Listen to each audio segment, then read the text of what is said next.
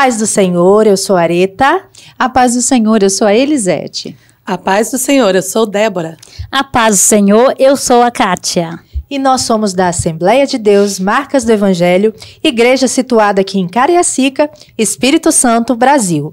Nós queremos desejar a você boas-vindas, você que é visitante, está entrando pela primeira vez, que Deus te abençoe, que nossa aula da IBD neste dia seja maravilhosa e que você possa ter um aprendizado completo. Não deixe de deixar o seu like, compartilhar essa aula com mais pessoas para que tenham acesso à palavra de Deus e interagir conosco no chat, principalmente no momento do quiz. E nós estamos partindo para a nossa lição de número 7, que é as naturezas humana e divina de Jesus. Os objetivos dessa lição são apresentar o ensino bíblico da dupla natureza de Cristo, mostrar as heresias contra esse ensino, que são duas, monofisismo e nestorianismo, e identificar o perigo dessas heresias nos dias de hoje. Vou pedir então para a irmã Elisete orar por nós. Amém, oremos. Senhor, em nome de Jesus, nesta oportunidade que temos de aprendermos a Tua palavra, pedimos todo o direcionamento do Teu Espírito Santo, que Ele nos envolva na Tua graça, ó Deus, e que o Senhor cumpra o que é de desejo do Senhor nas vidas que estarão, ó Deus, ouvindo para aprender e entender a Sua boa e perfeita vontade, Senhor, no nome de Jesus.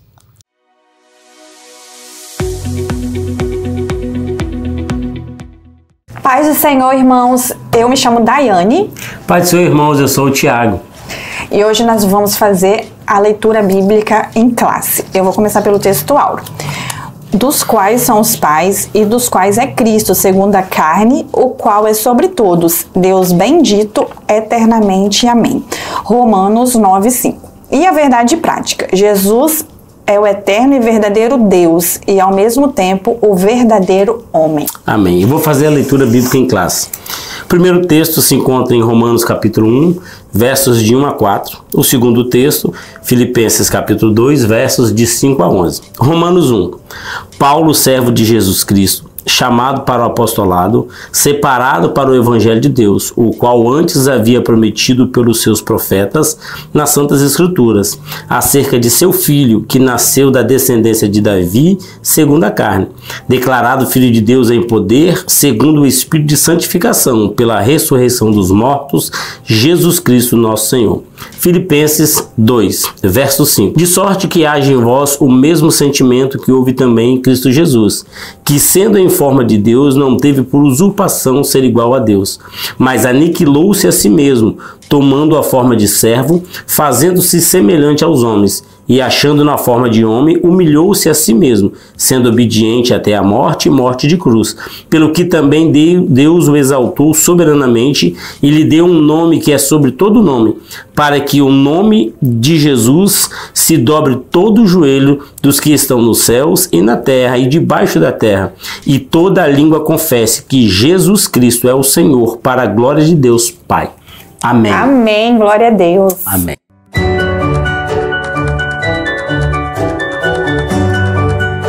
Então, meus irmãos, essa lição vai tratar da natureza humana e divina de Jesus. Uma verdade fundamental que nós cristãos aprendemos desde o início da nossa fé é que Jesus é Deus. Esse é o firme fundamento da nossa fé. Esses conceitos bíblicos, como esse que nós apresentaremos hoje, da natureza de Jesus, ele é o nosso fundamento e é tido como senso comum entre os cristãos. Contudo, irmãos, nem sempre foi dessa maneira. Foram vários caminhos que precisaram ser traçados em chamados concílios, ou seja, aquelas reuniões dos líderes da igreja, para estabelecer o que era realmente teologicamente aceitável e correto para que fosse ensinado para a igreja do Senhor. Nós temos vários ensinamentos e vários pensamentos de alguns pais da igreja que são considerados como heresias, ou seja, crenças e práticas contrárias ao pensamento bíblico e que acabam distorcendo a palavra de Deus. Especificamente nessa aula, nós trataremos de um concílio de Nicéia, que foi convocado pelo imperador Constantino em 325, onde se definiu a cristologia, ou seja, o estudo mais aprofundado sobre a natureza do nosso Jesus Cristo, refutando ideias principalmente de Ário, que relegavam Jesus a uma importância secundária na Trindade, como tem sido criado por ser filho e não sempre existido. Então, houve-se um tempo, meus irmãos, em que Jesus não era crido como Deus. Ele não era visto como Deus. Ele era tido como alguém secundário na Trindade, e há várias doutrinas e várias heresias que ensinavam isso ao longo dos tempos. Esse concílio, ele reafirmou a crença num Deus em 3 pessoas, que é o Deus Pai, Jesus Cristo Filho e o Espírito Santo. E essa ideia continuou sendo defendida mais à frente no Concílio de Constantinopla, convocado por Deodósio I em 381, reafirmando a divindade do Espírito Santo. Após esse concílio, contudo, surgiram outras e novas discussões em torno da natureza de Cristo. Será que Jesus é verdadeiramente Deus, mesmo sendo homem? Essas eram algumas das perguntas que eram feitas pelos teólogos. Como é possível que a natureza humana divida espaço com a divina e esta permaneça incorruptível? Jesus era metade homem e metade Deus? Esse tipo de pergunta deram origem a heresias como nestorianismo, monofisismo, que foram amplamente combatidas nesse concílio de Calcedônia, na Turquia, em 451. Agora, para nos aprofundarmos nesse conceito da natureza de Jesus, precisamos nos aprofundar naquilo que as Escrituras ensinam acerca dessa natureza. E precisamos também ressaltar que esses concílios, na evolução do século IV, não acrescentou nada às Escrituras e nem de nada dela retiraram, apenas tornaram a linguagem mais clara para o entendimento da igreja. Então vamos ver um pouco com a irmã Kátia a questão da natureza de Jesus. Em Romanos 1, verso 3, diz assim: acerca de seu filho que nasceu da descendência de Davi segundo a carne. O apóstolo Paulo se referia aos ancestrais, os antepassados. Por quê? Porque Jesus, ele foi concebido de uma mulher humana, mulher como eu e você, né? Humano. Maria e José, eles estavam comprometidos, mas ainda não tinham se casado quando o anjo apareceu para Maria, dizendo que ela teria um filho do Espírito Santo. Imagina que José, que estava comprometida com Maria, a cabeça dele como ficou. E em Mateus 1, verso 20, o anjo lhe apareceu em sonhos, e que disse com ele: não temas, José, a gravidez de Maria procede do Espírito Santo. Isso aí já foi concebido do ventre de uma virgem. Aqui está o elo, né, do humano com o divino. Né, que a igreja se levantou para proclamar as verdades de Deus através de seu filho. Satanás, ele procura sempre tentar levantar um homem segundo os seus conceitos, as suas filosofias, para tentar bloquear e não deixar com que essa verdade, né, vá para frente. Então a gente sabe que em todos os tempos, em todos os momentos da igreja, que Deus levantou homens e mulheres para fazer com que esse evangelho, essa verdade avançasse. Satanás também, ele tentou, né, usurpar, né, muitas das vezes essa verdade para tentar trazer as heresias, as filosofias. Exatamente. E sempre foi plano de Satanás, né, fazer Jesus Cristo fosse descrido, né? De qualquer forma, ele tentou primeiro eliminá-lo e depois eliminar tudo que se chamasse ou fizesse menção ao seu nome. E é isso que nós vemos até hoje. As heresias, elas são sutis.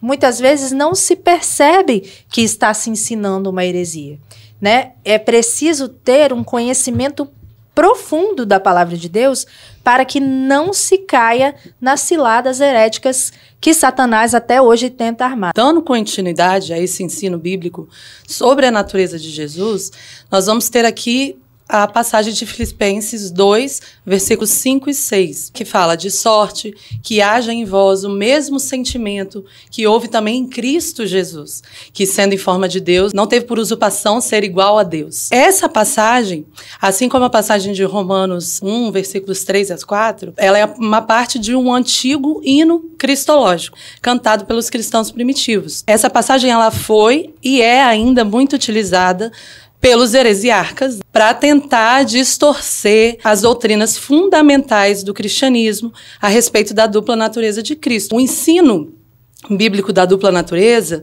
de Jesus assegura a sua humanidade a partir da sua ascendência segundo a carne. Romanos 1, versículo 3. Acerca de seu filho, que nasceu da descendência de Davi segundo a carne. Jesus, ele é chamado nas Escrituras como filho de Davi. Lucas 18 e 38 também vai dizer: então clamou, dizendo: Jesus, filho de Davi, tem misericórdia de mim. O que isso vai significar para nós, então? Isso significa que Cristo, ele é da linhagem de Davi e, como tal, ele possui, então, a prerrogativa, vamos dizer assim, o direito para ser o Messias prometido.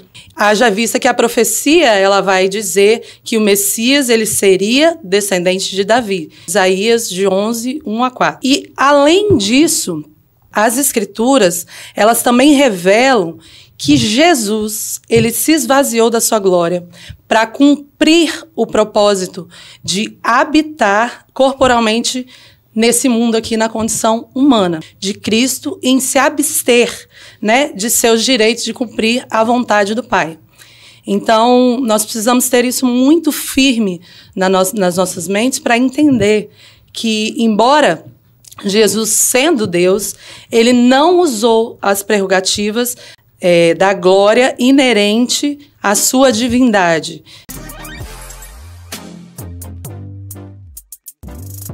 A paz do Senhor, irmãos. Hoje nós estamos estudando as duas naturezas de Jesus, a humana e a divina. Nada trouxe mais controvérsia no seio da igreja no início do que a pessoa de Jesus Cristo. Constantemente, pessoas até bem intencionadas, embora pessoas piedosas, elas acabaram chegando a conclusões equivocadas sobre a pessoa de Jesus. E nesses casos, a igreja sempre se reuniu a fim de dirimir as dúvidas e condenar as heresias. Ela fez isso no concílio de Nicéia, ela fez isso no concílio de Constantinopla e agora ela faz isto no concílio de Calcedônia, onde eles vão debater as duas naturezas de Jesus. Nestório, que era um bispo muito piedoso da igreja de Constantinopla, começou a ensinar que Jesus Cristo tinha duas naturezas, mas em duas pessoas. Ele fez confusão, embora fosse um homem muito piedoso, embora fosse um homem que entendesse muito das Escrituras, mas ele acabou sendo enganado pela sua própria mente e começou a ensinar que as duas naturezas de Jesus estavam em duas pessoas distintas. Seu ensinamento ficou conhecido como a heresia do nestorianismo. Depois, o monofisismo, ensinado por Eutico, que ensina de forma contrária, dizendo que as duas naturezas divinas se fundem uma na outra, se tornando uma natureza. Também a igreja se reúne e condena essa heresia. No concílio de Calcedônia ficou claro, mais uma vez, conforme sempre foi ensinado pelos pais da igreja, que Deus existe em três pessoas.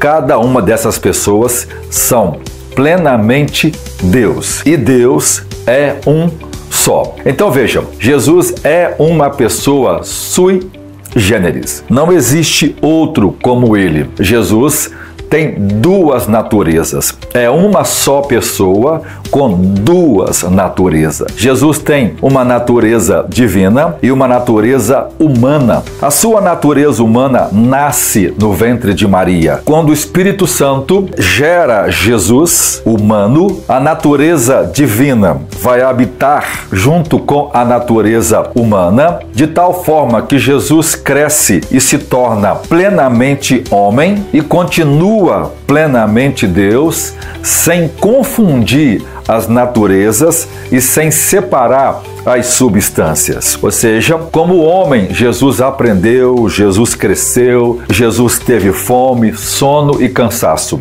O Jesus homem teve todas as fraquezas não pecaminosas da nossa natureza humana. Mas como Deus, Jesus era eterno, coexistente com o Pai antes dos tempos eternos.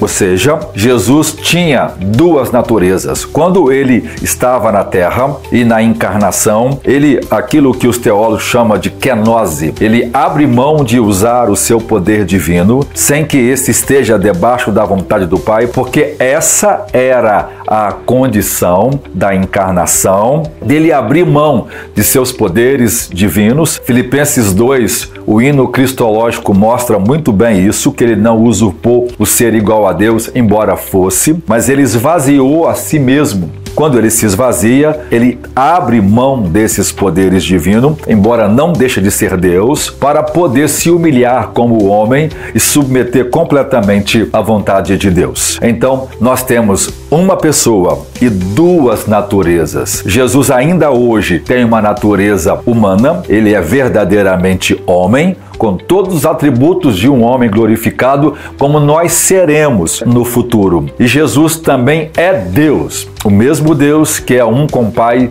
antes mesmo de tudo existir. Que Deus guarde o nosso coração para que nós nunca sejamos tomados por nenhum falso ensino, porque o crer em Jesus Cristo para a nossa salvação está alicerçado sobre a crença correta de quem Jesus é. Uma pessoa que crê que Jesus não é Deus não poderá ser salva por ele. Uma pessoa que divide as naturezas divinas de Jesus e diz que são duas pessoas ou as mistura também não poderá ser salva por ele. A salvação está em nós mantermos a pureza doutrinária sobre quem realmente Jesus Cristo é. E o Espírito Santo revelará a cada um que crê corretamente para a salvação conforme a vontade de Deus. Que Deus abençoe você e que você cresça muito nisso.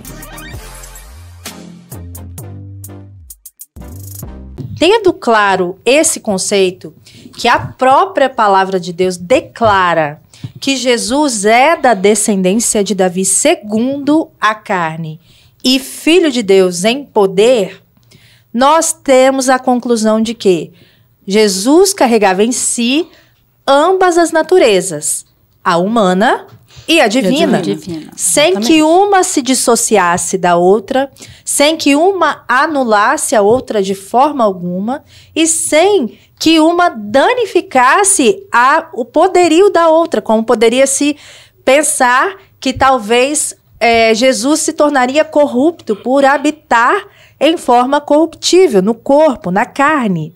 Isso não é possível, porque Jesus é Deus. Ele existia desde o início, desde a fundação do mundo. Então não é possível dissociar uma natureza da outra.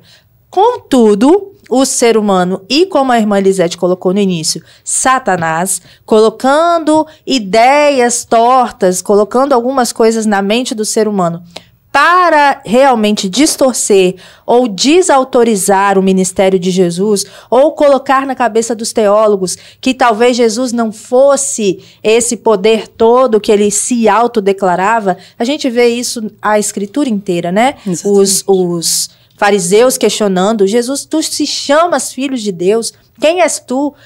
Como você se autoproclama Deus, e queriam condená-lo por conta disso, e condenaram por conta disso, não é?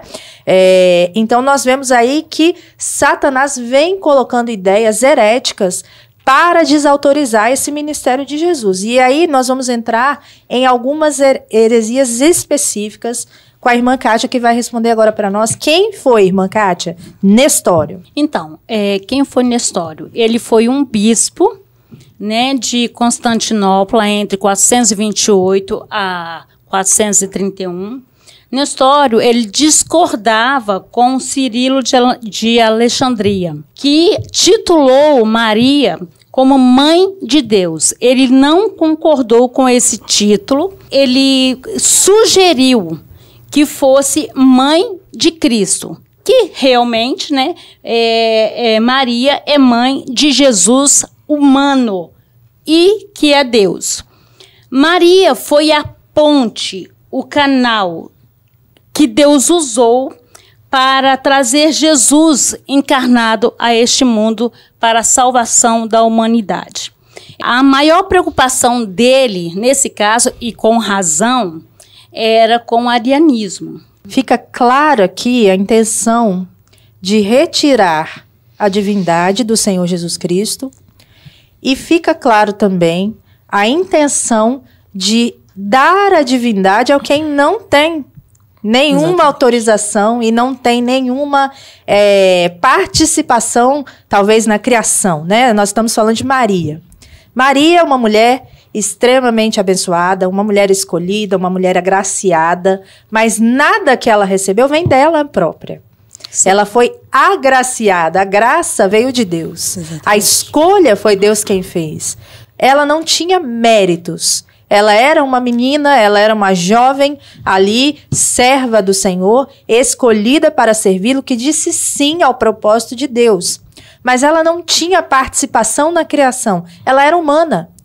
O propósito de Maria existir ali na genealogia de Jesus era exatamente trazer a natureza humana para que ele pudesse existir na terra. Então, você dizer que Maria é mãe de Deus é algo gravíssimo, é uma heresia grave, porque, na verdade, Deus não tem mãe. Deus sempre existiu. Deus existe e existirá até quando nós fomos para debaixo da terra e até depois de Jesus voltar, ele sempre existiu. Ele não foi uma coisa criada. Deus é Deus. Ele existe. Ele criou todas as coisas. Então, Maria, ela não concebeu a Deus. Ela foi a mãe do Jesus humano, como a irmã brilhantemente explicou aqui. E nós temos que tomar muito cuidado também com essa questão de Jesus ser relegado a uma posição talvez menor, por ele ser o filho, pai, em primeiro lugar, filho. Não é isso, irmãos. A Trindade Santa, ela está equiparada em poder, equiparada em importância. Jesus, o Verbo, estava com Deus desde o princípio da criação e era Deus, e todas as coisas foram feitas por ele. Ou seja, ele é a palavra que traz à existência aquilo que não existia. Ele estava no início da criação. Então, dizer que Jesus era menor do que Deus, era uma criatura, é uma heresia grave. Após o concílio lá de Constantinopla e a redação final do Credo Niceno, em 381, os cristãos, em sua maioria, criam na plena divindade de Jesus. Uma das exceções eram justamente os arianos. Entretanto, havia tensões entre duas principais cidades de língua grega do Império, que eram Alexandria e Antioquia, que queriam a influência primária na nova capital.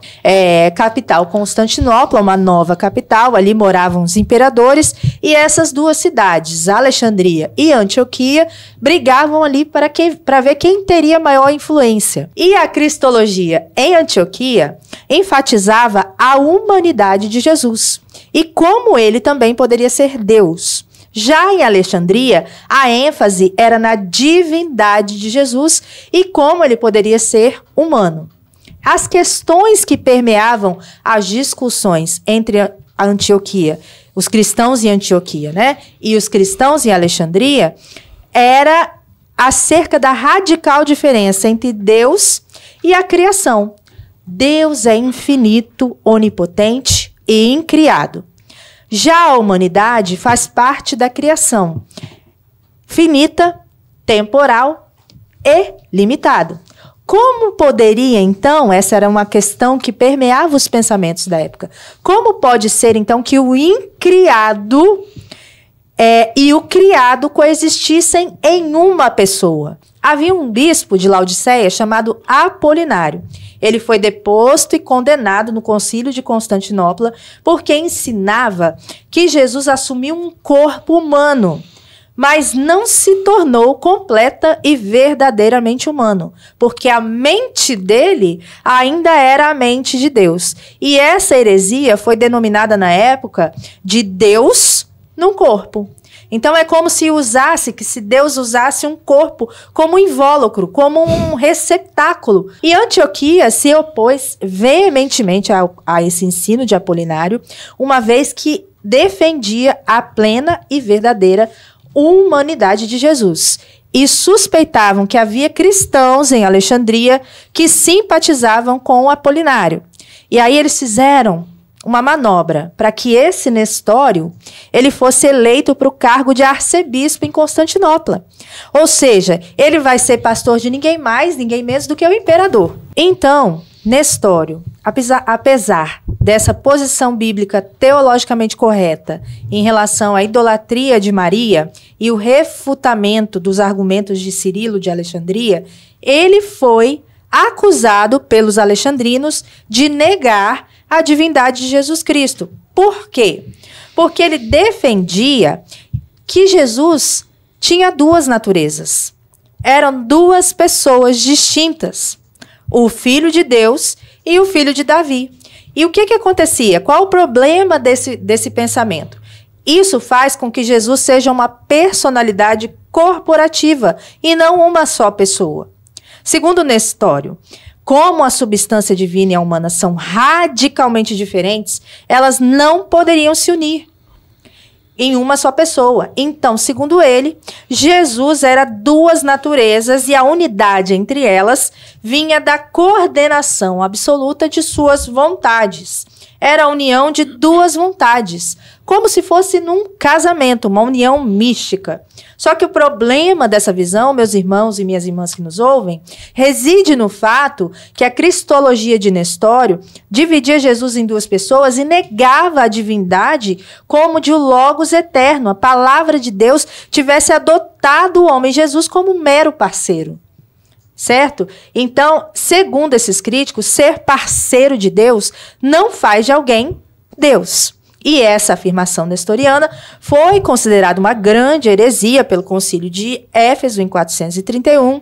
Nestório foi condenado e exilado pelo imperador. Por exemplo, na passagem quando fala que sendo em forma de Deus.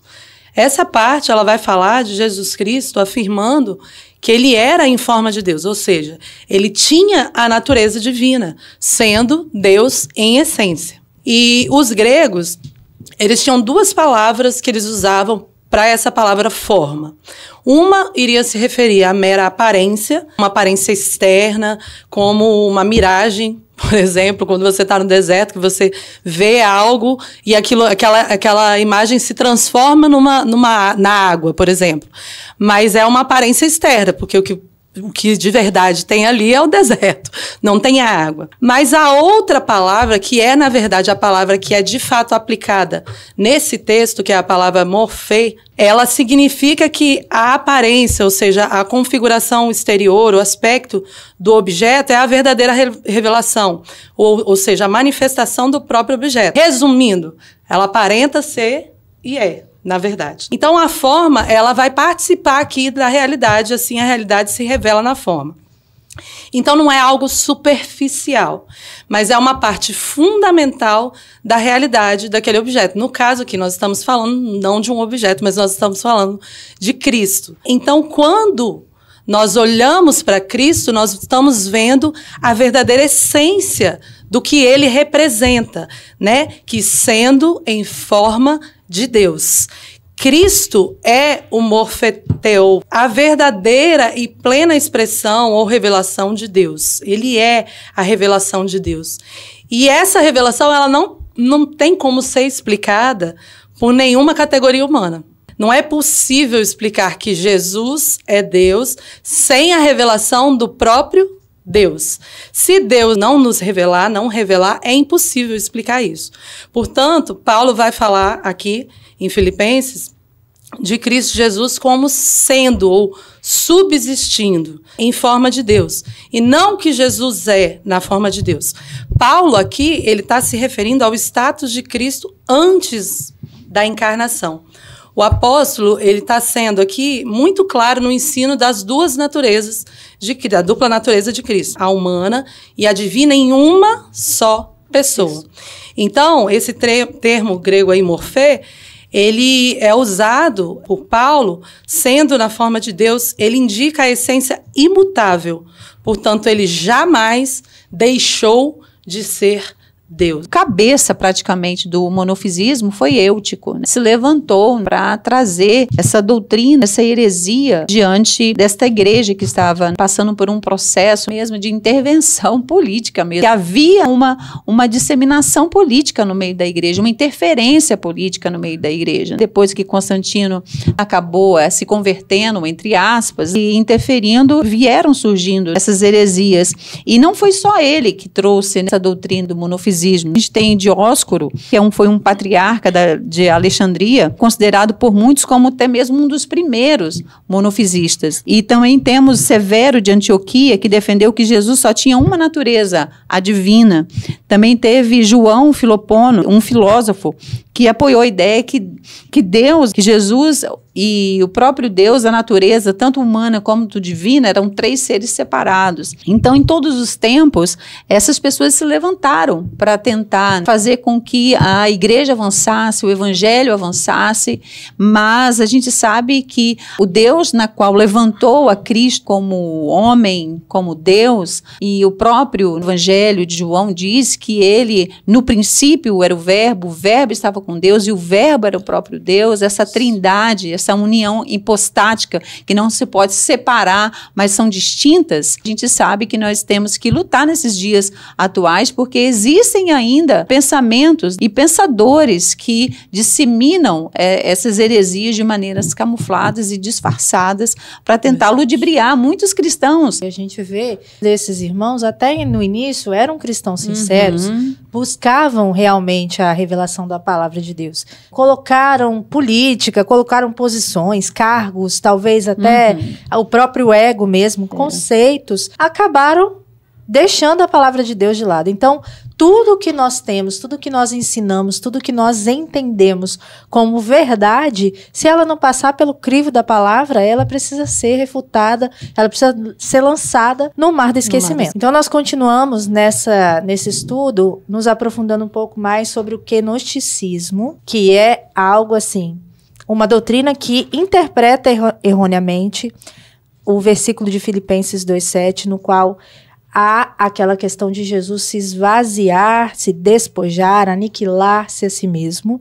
O gnosticismo vem do verbo grego kenoo, que significa esvaziar. E essa doutrina, ela afirma que Jesus, enquanto esteve na terra, esvaziou a si mesmo dos atributos divinos. Isso significa dizer, basicamente, entre linhas, que Jesus, quando esteve na terra, não era Deus.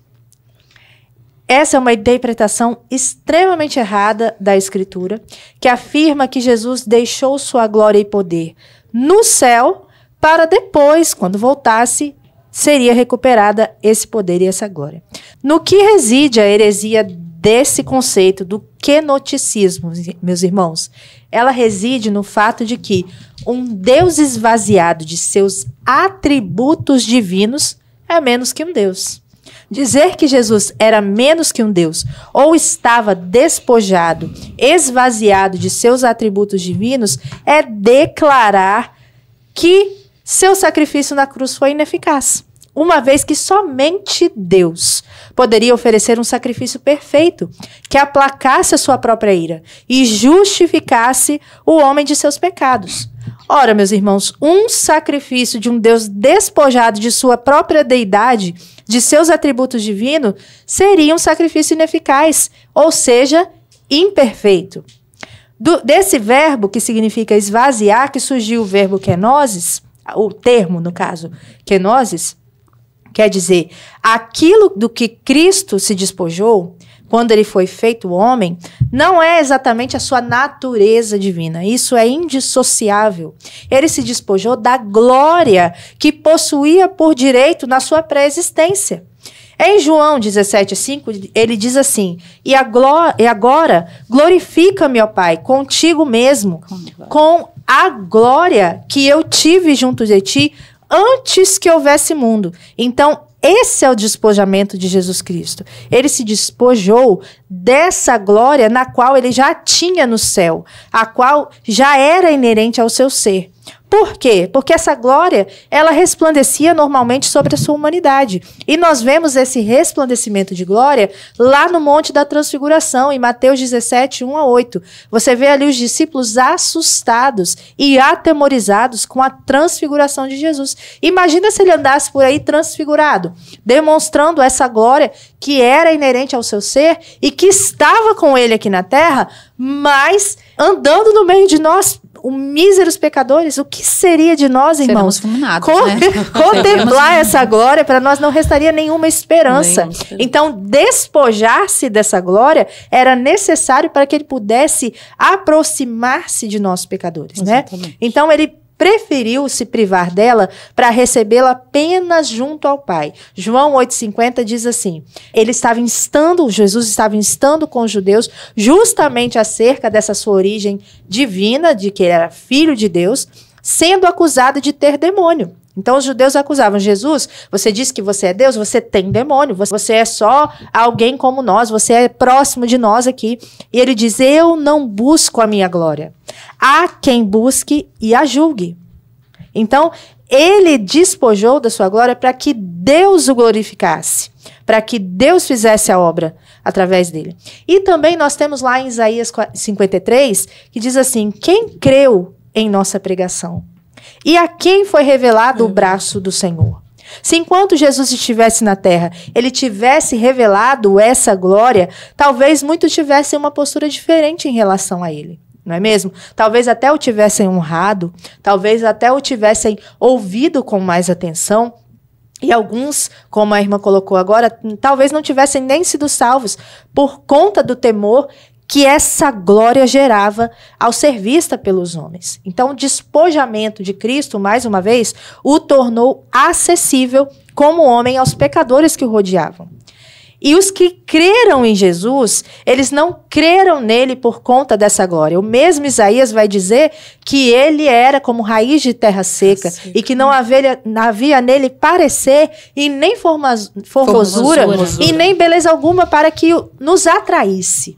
Então, se ele mostrasse a glória, nós talvez seríamos atraídos a Jesus pelos motivos errados. Então, o que nos atraiu em Jesus foi a sua autoridade, a autoridade da sua palavra. Quem é este que até o vento e o mar obedecem? Quem é este que fala diferente? Ele ensina com autoridade e não como os escribas. Então, quem o ouvia pela autoridade, ouvia pelo Espírito presente nele e não por algo que ele pudesse usar para atrair, usar para seduzir, talvez, numa linguagem um pouco mais trazido para do nosso contexto.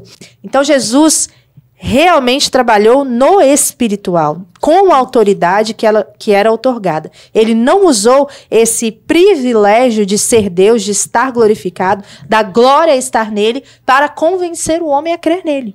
Ele veio despojado, ele veio como alguém desprezado, homem de dores, experimentado em trabalhos. Então ele veio sendo alguém simples, para que nós pudéssemos entender e fazer, como a própria palavra de Deus diz, obras maiores do que as que ele fez. Porque ele diz isso na sua palavra.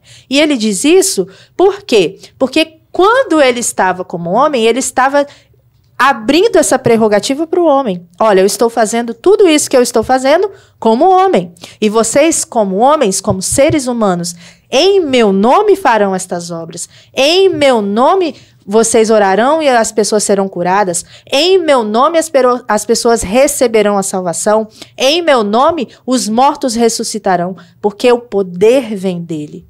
A glória é toda dele. O fato dele ter vindo com essa natureza humana foi para trazer restauração de caráter para o próprio homem mesmo. Não numa revelação só de poder com relação à sua soberania, autoridade, mas sim uma mudança de comportamento, porque cristianismo não é uma religião. O cristianismo é um estilo de vida. E a Bíblia fala em Hebreus que ele em tudo foi tentado e não pecou. Então, a capacidade que ele teve como homem de enfrentar o pecado, ele também queria, nessa mesma visão de que ele como humano venceu, nele nós também podemos.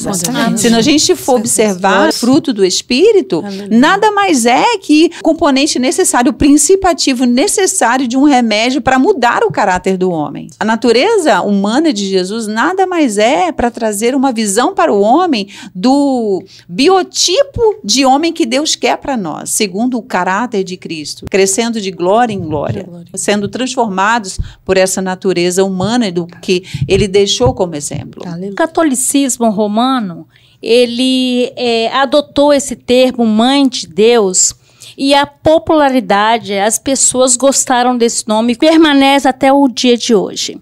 Então nós temos que ter cuidado, muito cuidado com o que a maioria querem e levem isso como uma verdade. Aprendemos que o que parece certo e a escolha popular nem sempre representa a verdade. Em Mateus 22, verso 29, Jesus fala que vocês estão enganados porque não conhecem as Escrituras e nem o poder de Deus. Então, meus irmãos, minhas irmãs, todos nós precisamos de nos alimentar da palavra para poder conhecer realmente o nosso Jesus, o nosso Deus maravilhoso que nós servimos. Bom, sobre o concílio de Calcedônia, após a condenação de Nestor, que foi o pai do nestorianismo, em 431, e depois também da condenação de Eutico, que foi o pai do monofisismo, em 448, o imperador Marciano, que foi o sucessor de Teodósio I, ele convoca um novo concílio, em resposta ao monofisismo e ao nestorianismo, que eram essas heresias das quais nós já falamos aqui, que mais uma vez vinham tentando contra a doutrina bíblica, principalmente da dupla natureza de Cristo. E esse concílio, ele foi chamado o Concílio de Calcedônia. E ele ocorreu mais ou menos uns 20 anos depois do concílio de Éfeso. E nesse concílio, então, vai ser reafirmado os credos da Cristologia, né, que são as doutrinas de Cristo, e o credo da Trindade, que foram produzidos lá nos concílios anteriores de Nicéia e o de Constantinopla, e vai estabelecer definitivamente as duas naturezas de Cristo. Os concílios, eles eram muito importantes para reafirmar aquilo que a igreja cria e crê até hoje. Mas, infelizmente, nós não temos isso, até pela quantidade, o número de igrejas que nós temos, de denominações. Então, nós não temos mais isso. Mas a EBD, por exemplo, que é o que nós estamos fazendo aqui, é um concílio. E nós estamos aqui ajudando os irmãos e aprendendo também junto com os irmãos quais são as doutrinas, qual é a cristologia, as doutrinas de Cristo que nós verdadeiramente devemos seguir, reafirmando a nossa fé em Cristo, a nossa fé, a nossa palavra, aquilo que a gente crê que é a palavra de Deus.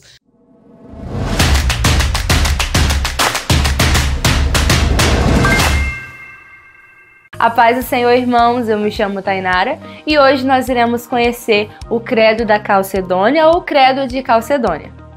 O credo que iremos aprender hoje foi escrito na Calcedônia, na Ásia Menor, em 451 d.C. Este credo resultou do Concílio da Calcedônia para tratar da controvérsia das igrejas ocidentais e orientais a respeito da encarnação e natureza de Jesus Cristo, ou união hipostática. E ele diz assim: único e mesmo Filho, nosso Senhor Jesus Cristo, perfeito quanto à divindade, perfeito também quanto à humanidade, verdadeiramente Deus e verdadeiramente homem, constando de alma racional e corpo, consubstancial com o Pai, quanto à divindade, e consubstancial a nós, quanto à humanidade. Em todas as coisas semelhante a nós, exceto o pecado. Quanto à divindade, gerado do Pai antes dos séculos. Quanto à humanidade, gerado por nós e para nossa salvação da Virgem Maria. Um só Senhor e Cristo, Filho unigênito, que se deve confessar em duas naturezas, inconfundíveis e imutáveis, indivisíveis e inseparáveis. A distinção da natureza de modo algum anula a união. Antes, é preservada a propriedade da natureza de cada um, concorrendo para formar uma só pessoa e subsistência, não dividida ou separada em duas pessoas, mas um único e mesmo Filho unigênito, Deus Verbo, Senhor Jesus Cristo. Conforme os profetas, desde o princípio declararam a seu respeito, e o próprio Senhor Jesus Cristo nos ensinou, e o credo dos pais nos transmitiu. Este é o credo de Calcedônia, e nós conhecemos um pouco mais a nossa fé.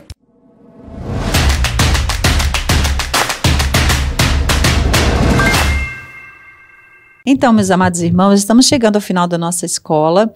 Interessante nós entendermos que em todos os tempos, Deus sempre levanta um para sustentar a sua verdade. E você também é um que Deus pode levantar para sustentar a verdade da sua palavra. Apesar de nós não estarmos inseridos nesse contexto de concílios, desses grandes hereges que se levantaram, nós estamos rodeados de muitas heresias. Qual tipo de posicionamento você tem buscado diante da palavra para tentar refutar? A gente tem algumas religiões dos nossos dias atuais, como o Testemunho de Jeová, nós temos os Mormons, nós temos Adventismo do sétimo dia.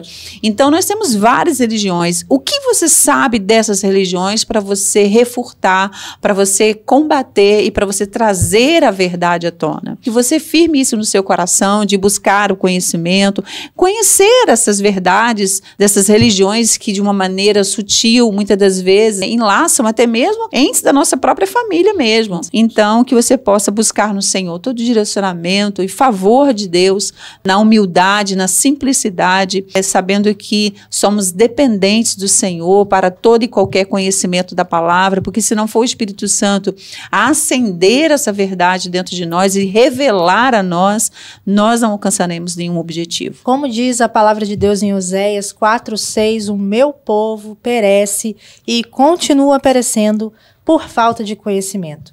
O que há de errado com essas heresias cristológicas é a simples falta de entendimento do Evangelho.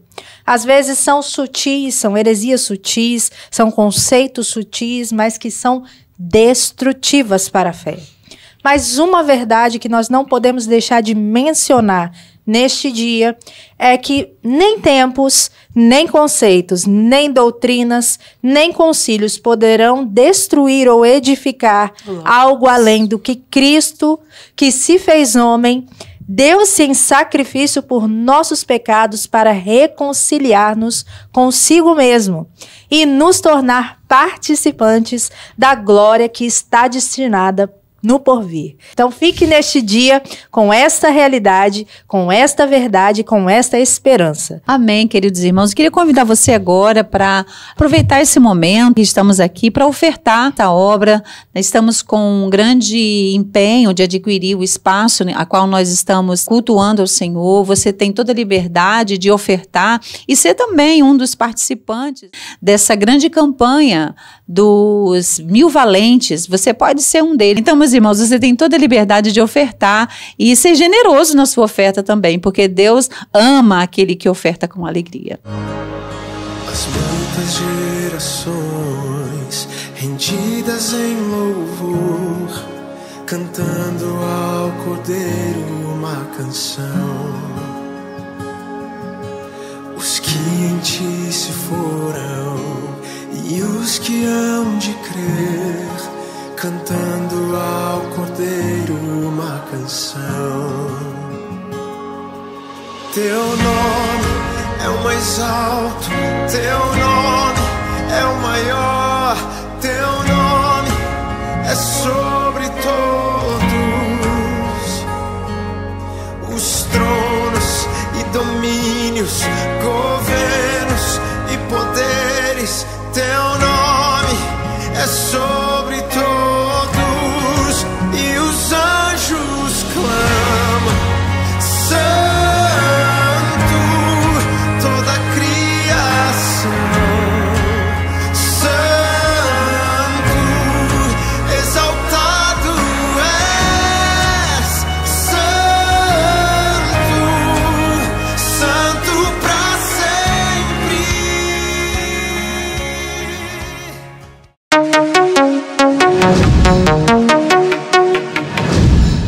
A paz do Senhor, irmãos. Agora nós vamos para o nosso momento de perguntas e respostas. Vamos lá. Primeira pergunta.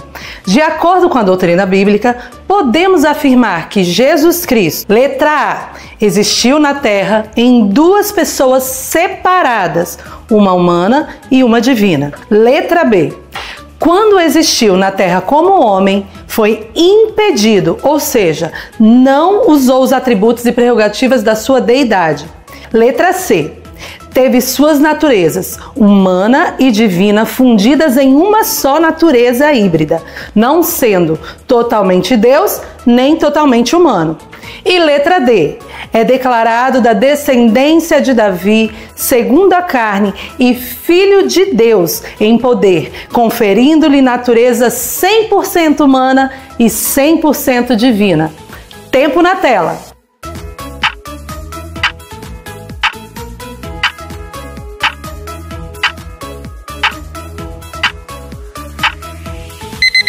Se você respondeu letra D, é declarado da descendência de Davi, segundo a carne, e filho de Deus em poder, conferindo-lhe natureza 100% humana e 100% divina, você acertou. Parabéns! Agora vamos para a questão de número 2.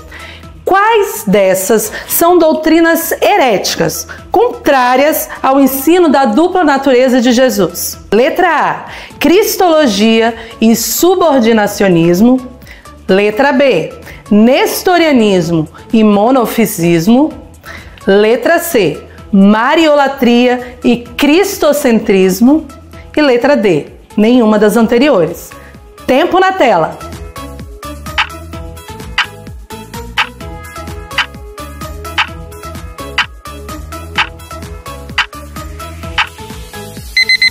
Se você respondeu letra B, nestorianismo e monofisismo, você acertou. Mais uma vez, parabéns. Questão 3. Por qual motivo, segundo a Bíblia, não é possível atribuir a Maria o título de Mãe de Deus? Vamos lá. Letra A. Maria era mãe do Jesus humano que se fez carne, mas o Jesus divino já existia desde a fundação do mundo. Letra B, pois não é possível que um ser mortal, no caso Maria, dê à luz a um Deus eterno. Letra C, pois Deus não é uma coisa criada, Ele é criador de todas as coisas. Ou letra D, todas as alternativas estão corretas. Tempo na tela.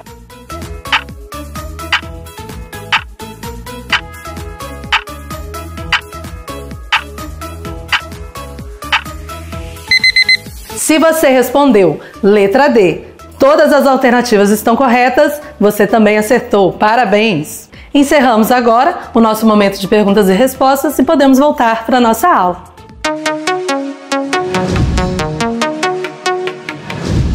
Amém! Vamos então finalizar esta aula riquíssima, cheia de informação.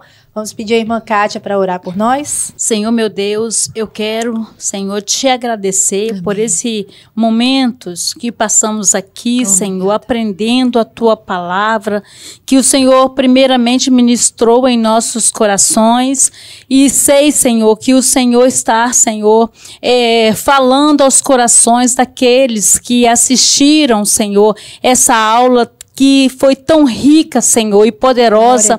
Obrigada, Senhor, pela Tua presença, pela Tua graça.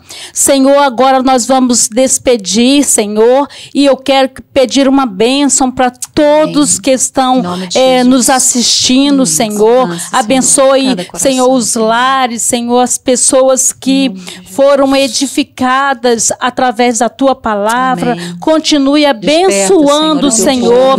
Abençoa, ó Pai querido, as nossas famílias, ó Deus, em nome de Jesus, eu te agradeço e te louvo por esse dia, Senhor. Entrego nas tuas mãos, em nome de Jesus. Amém. Tchau, irmãos! Até a próxima.